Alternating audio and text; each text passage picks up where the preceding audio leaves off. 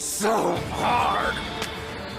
This kid's head is... Damn, bro, no wonder you got a scar on your forehead. Guys, ever since season 2 has ended, my mind has been racing. I'm out here cooking up some good stuff like Soma in the kitchen. Of course, if you read the manga, you already know what happens, but for us anime watchers, let us have some fun. So I will give a quick spoiler warning to anyone who hasn't seen season 1 or 2 of Demon Slayer. One of the first things I thought to myself is, why is everyone sick in this show? And I don't mean sick like...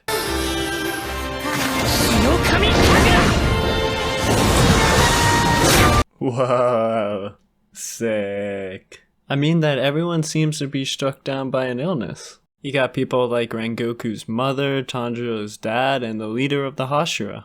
I didn't think much of this until season 2 started talking about sun breathing. See this man right here? This is Shinjiro Rengoku, and he has the key to unlocking everything there is to know about sun breathing. And the best part about this father is the fact that he doesn't make you go into the basement to find this information. He starts talking about all wielders of the sun technique that are worthy have a scar on their forehead. Okay, nothing to be alarmed with there, our main character is the chosen one, what's new? Except when Tanjiro mentions the fact that he hasn't had the scar since birth, and we have only noticed that it's grown since the series started. This led me to go back to my shonen roots and think of the great show of Naruto.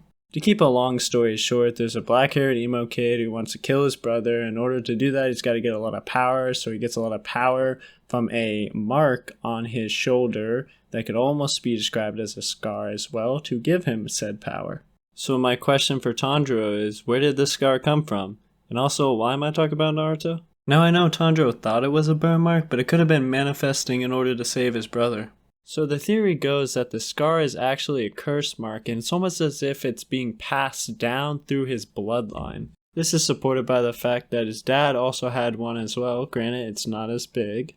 And there's that great scene where Tanjiro almost seems to draw power from the scar to finish off the demon. So Tanjiro may be part of a chosen bloodline that can manifest a curse mark like this. So I'm hard assuming here that all these illnesses may be connected to a bloodline and the curse mark may be doing a detrimental toll on their body. This is slightly backed by the fact that Tanjiro always has a fever when using his new ability. This could be the curse mark already taking effect on his body. And Tanjiro only assumed his dad was born with it. He could have manifested it later on in life. This may mean that anyone wielding the sun technique with great power becomes great consequences. And Rengoku's father may know so much about the sun breathing technique is because his wife was actually part of the bloodline that was chosen.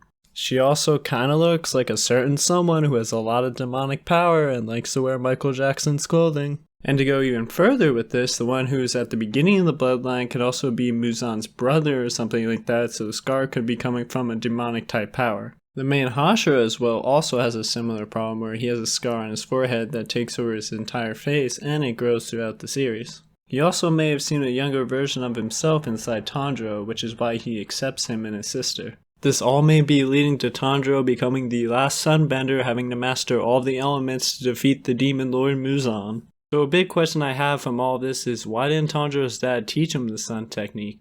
Or did he even possibly pass down the curse mark without Tanjiro knowing? One of the explanations I think is that his dad thought he was going to beat Muzan in one of the final battles, but unfortunately he wasn't the main character, so his illness got the best of him. And I think we get to see glimpses of this battle from when Daki was having flashbacks in season 2 after Tanjiro was using the sun breathing technique.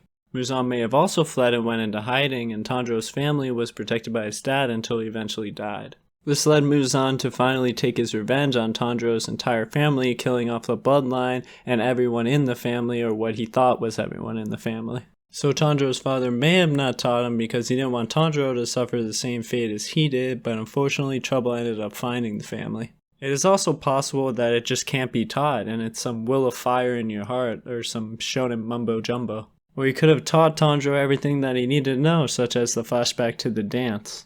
But who really knows? Other than the manga readers that hopefully aren't going to spoil what really happens in the comments.